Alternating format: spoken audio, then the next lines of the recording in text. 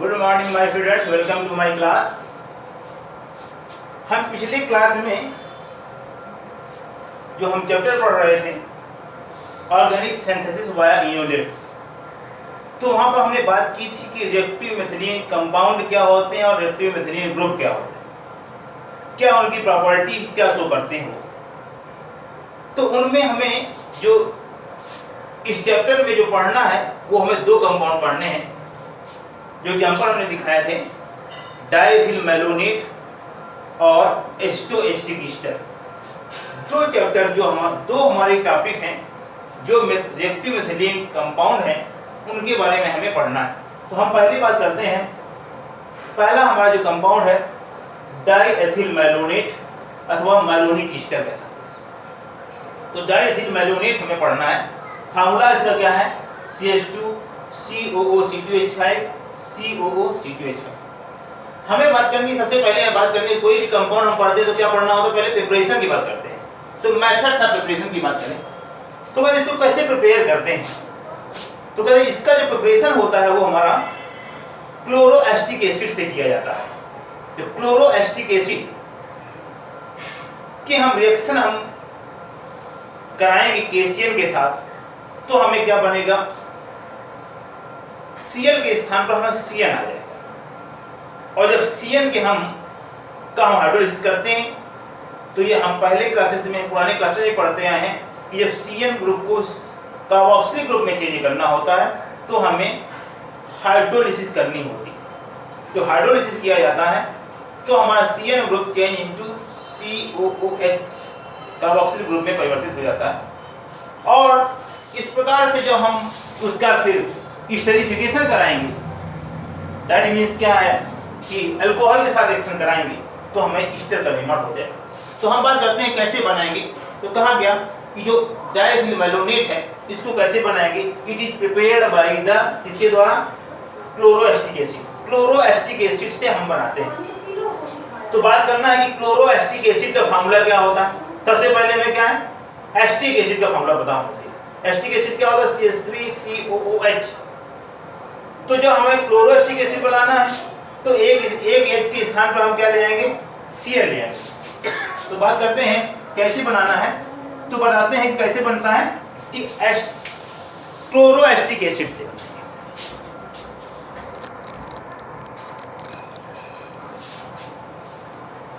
तो हम ले क्लोरोएस्टिक एसिड, तो हम बात कर सकते हैं it is prepared by chloroacetic acid. It is prepared bye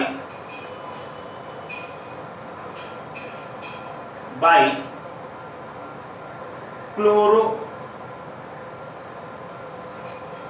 acid. किससे बनाते हैं? क्लोरोएस्टिक एसिड से बनाते हैं। देखिए यहाँ पर क्या है क्लोरोएस्टिक एसिड? Cl CH2 COOH, ये हमारे क्या है? Chloro acetic acid. क्या है? क्लोरोएस्टिक एसिड। जब इसकी रिएक्शन हम क्या कराएंगे? KCl के साथ करा दें। क्या कराते हैं हम? KCl के साथ रिएक्शन कराएंगे तो क्या निकलेगा? KCl निकल जाएगा और इस Cl के स्थान पर क्या आ जाएगा? Cn आ जाएगा। तो क्या हो जाएगा? CH2 यहाँ पर Cn, यहाँ पर COOH। तो क्लोरोएस्टिक एसिड था, ये क्या है? Cyanoacetic acid. ये क्या है? Cyano acetic acid. Chloroacetic acid की रिएक्शन कराई हमने किसके साथ? KCl के साथ कराया तो क्या बन गया? साइनोएस्टिक एसिड। तो यहाँ से हमें दिखाई दे रहा है, यहाँ से अंतर क्या? CH2 है, यहाँ पर क्या लाना है? COOC2H5 और COOC2H5। तो हमें Cn का क्या कराना है? Cn का हम क्या कराएं? हाइड्रोलाइसिस कराएं H2O/H+।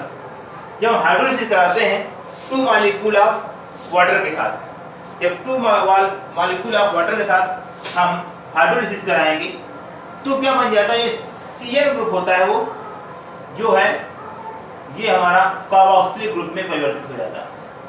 क्या हो जाएगा? COOH और COOH क्या निकलेगा? हमारी निकलेगी अमोनिया निकलेगी। ये क्या बन गया हमारा, मैलोनिक एसिड प्राप्त हो गया। क्या प्राप्त हो गया हमारा, ये मैलोनिक एसिड प्राप्त हो गया। और जब मैलोनिक एसिड की हम क्या करा दें, C2H5OH के साथ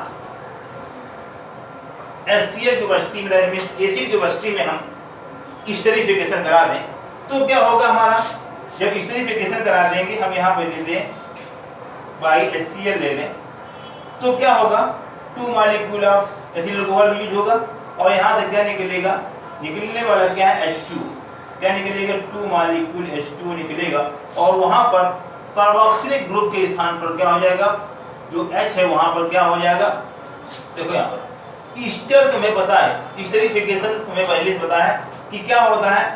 जब हमने रिएक्शन कराया तो इसका OH और इसका H, कार्बोक्सिलिक ग्रुप का OH और अल्कोहल का H आपस में निकल के क्या निकलेगा, H2O निकलेगा और क्या बन जाएगा यहाँ पर हमारा COO C2H5 और यहाँ पर COO C2H5।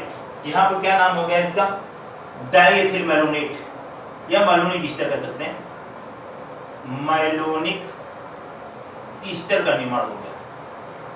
क्या बन गया ये मैलोनिक ईस्टर, या इसे कह सकते हैं क्या, क्या कहते हैं, या डाईएथिल मैलोनेट, डाईएथिल मैलोनेट। इस प्रकार से हम डाईएथिल मैलोनेट की हम सिंथेसिस कर सकते हैं, किसके द्वारा, क्लोरोएस्टिक एसिड के द्वारा। तो क्लोरोएस्टिक एसिड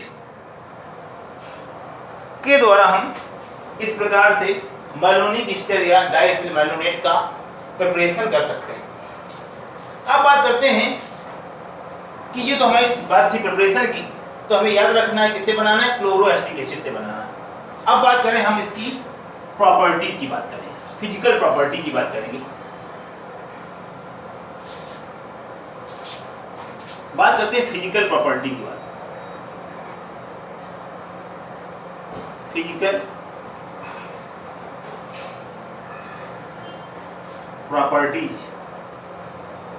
तो फिजिकल प्रॉपर्टी की बात करें कि ये है क्या,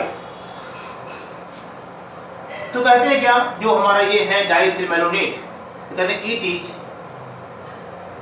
इज कलरलेस प्लीजेंट स्मेल। कैसा होता है, कलरलेस होता है और लिक्विड होता है और कैसा है, प्लीजेंट फ्रूटी स्मेल लगता है। तो it is colourless liquid, it is colourless liquid with fruity smell, with pleasant fruity smell, with fruity smell। तो कैसा होता है, it is colourless liquid with Frooti smell या प्लीजेंट फ्रूटी स्मेल। अगर ये हमारा क्या है, लिक्विड है, तो क्या होगा, इसका बॉइलिंग पॉइंट होगा। तो क्या होता है, it's boiling point is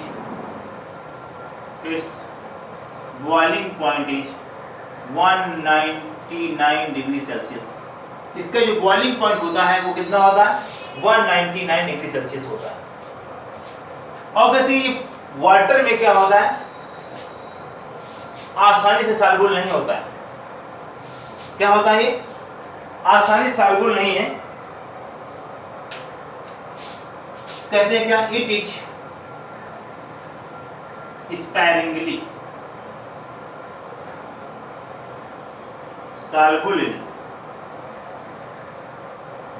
soluble in water। ये क्या होता है, कहते हैं स्पैरिंगली मतलब क्या होता है, आसानी से नहीं, मुश्किल से। तो it is sparingly soluble in water, ये वाटर में क्या होता है, स्पैरिंगली सॉल्युबल होता है। और बात करें क्या, इट्स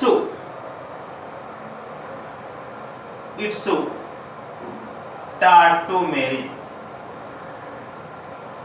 ये क्या शो करता है, टार्टोमेरिन शो करता है। ये ध्यान दें, ये हमारा शो टार्टोमेरिन शो करता है। तो टार्टोमेरिन में क्या शो होगा, दो फॉर्म होंगे, कीटो फॉर्म और इनर फॉर्म। लेकिन ये ध्यान रखना है कि जो हमारा फॉर्म बनते हैं, कीटो फॉर्म, इनर फॉर्म, तो दो फॉर्म रूप में पाया जा सकता है। लेकिन कहते हैं जो मैलोनिक ईस्टर है वो लगभग 99.9% में क्या वो कीटो फॉर्म में ही एग्जिस्ट करता है। तो जो उसका सलूशन होगा मैलोनिक ईस्टर का, उसमें ज्यादा मात्रा किसकी होगी, 99.9% इसकी मैलोनिक ईस्टर की होगी। तो मैलोनिक ईस्टर जो किस रूप में पाया जाएगा, ये हमारा कह सकते हैं कि कीटो फॉर्म में हमारा 99.9% पाया जाएगा। इसलिए क्या है, जो ये ईस्टर है ये हमारा फेरिक क्लोराइड सॉल्यूशन के साथ कलर नहीं देता है। ये क्या है, फेरिक क्लोराइड सॉल्यूशन के साथ ये कलर नहीं देता है। तो बात कर सकते हैं कि it's so tautomeric, that means keto form and enol form.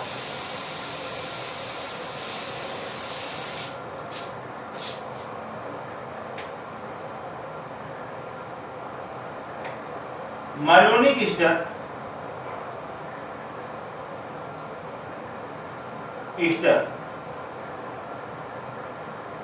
Present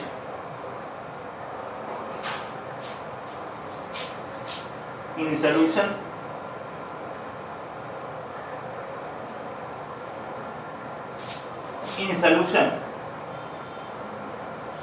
almost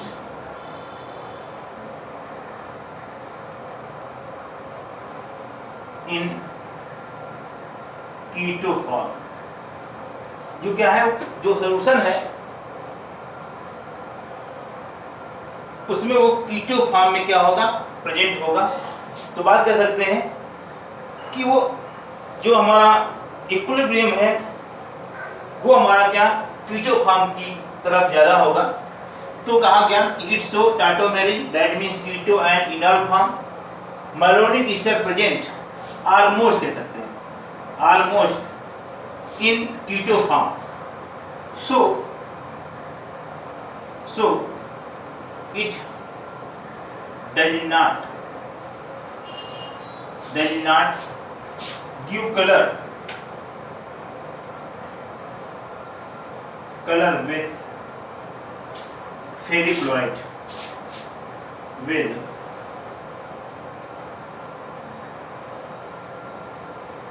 ये कहते हैं फेरिक क्लोराइड सॉल्यूशन के साथ ये हमारा कलर नहीं देता है। क्यों? क्योंकि ये ऑलमोस्ट कहाँ पर कीटो फॉर्म, लगभग 99% में ये कीटो फॉर्म में ही एग्जिस्ट करता है। तो ये हमारी इनकी फिजिकल प्रॉपर्टी। अब बात करते हैं केमिकल प्रॉपर्टी की बात करते हैं, जो कि इम्पोर्टेंट है, जो कि बहुत इंपॉर्टेंट है। तो बात करते हैं केमिकल प्रॉपर्टीज में। केमिकल प्रॉपर्टीज की बात करें तो केमिकल प्रॉपर्टीज में हमें क्या पढ़ना है, हमें पढ़ना है synthetic importance of malonic Easter. हमें क्या बात करनी है केमिकल प्रॉपर्टी में कि जो मैलोनिक ईस्टर है इसका सिंथेसिस में क्या रोल है। तो हम बात करते हैं क्या केमिकल प्रॉपर्टी में, क्या इंपॉर्टेंस ऑफ या synthetic importance of malonic Easter. बात करते हैं क्या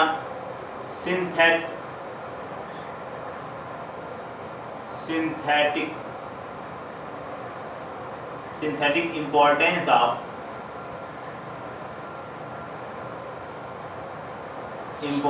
ऑफ मैलोनिक ईस्टर।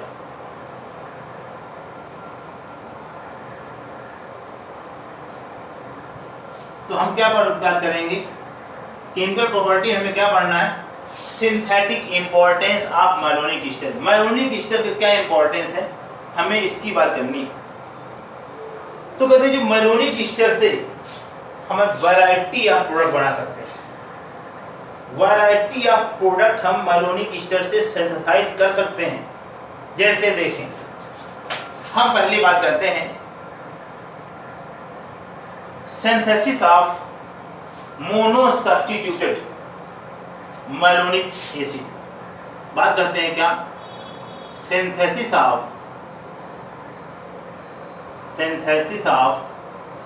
monosubstituted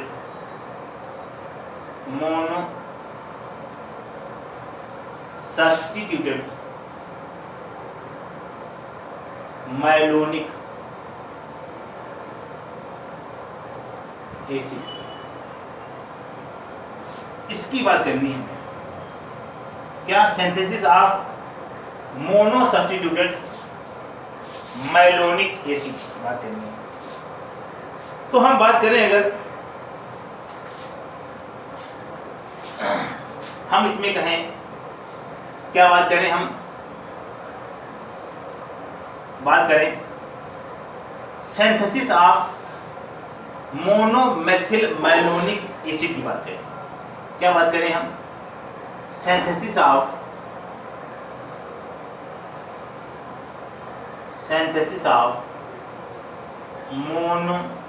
मोनोसब्स्टिट्यूटेड कहा गया, तो मोनोमेथिल मैलोनिक एसिड। तो हम बात करते हैं कि मैलोनिक ईस्टर से हम मोनोमेथिल मैलोनिक एसिड कैसे बनाएंगे। तो देखते हैं, चलते हैं कैसे बनाना है।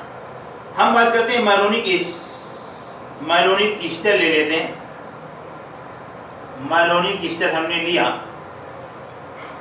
COO-C2H5, ये क्या हमारा मैलोनिक ईस्टर,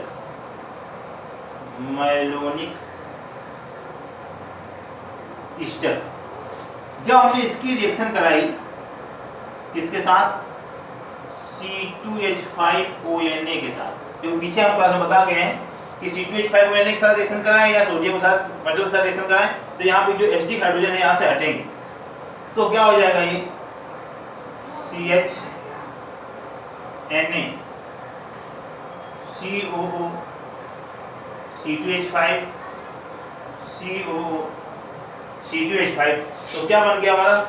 मोनोमेथिल, मोनोसोडियम, क्या बना हमारा? सोडियम डेरिवेटिव बन गया। तो क्या बन गया? ये हम कह सकते हैं मोनोसोडियम मैलोनिक ईस्टर। क्या बन गया? मोनोसोडियम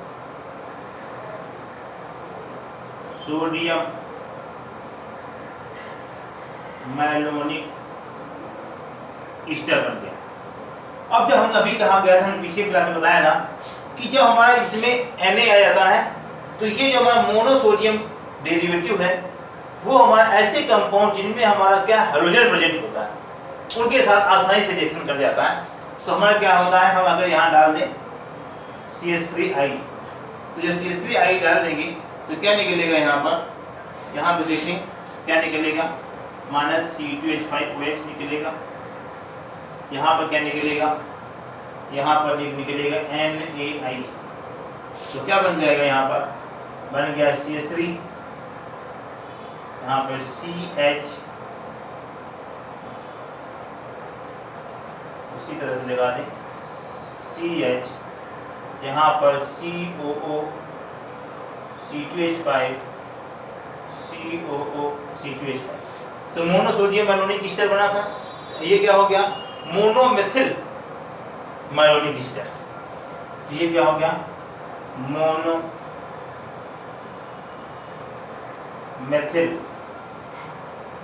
मैलोनिक ईस्टर, या कह सकते हैं मोनोमेथिल डाइथिल मैलोनेट। जब ईस्टर से हमें क्या बनाना होता है? एसिड बनाना होता है। तो हमें पता है क्या करना होता है? हाइड्रोलिसिस कराना होता है। जो हाइड्रोलिसिस कराएंगे तो क्या बन जाएगा? देखिए यहाँ पर CH3, यहाँ पर CH COOH, और क्या निकल जाएगा? -2 मॉलिक्यूल C2H5OH। जी हमारा क्या है? मोनोमेथिल मैलोनिक एसिड है। ये हमारा क्या बन गया? मोनोमेथिल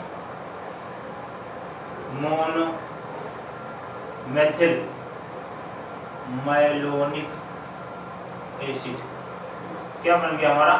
मोनोमेथिल मैलोनिक एसिड का निर्माण हमने मैलोनिक ईस्टर के द्वारा कर लिया।